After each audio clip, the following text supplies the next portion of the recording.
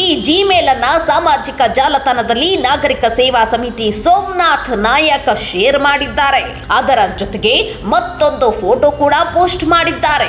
ಆ ಪೋಸ್ಟೇ ಇದು. ಈ ಪೋಸ್ಟ್ ಡಿಸೆಂಬರ್ 14ರಂದು ಉದಯವಾಣಿ ಪತ್ರಿಕೆಯಲ್ಲಿ ಪಬ್ಲಿಷ್ ಆಗಿದೆ.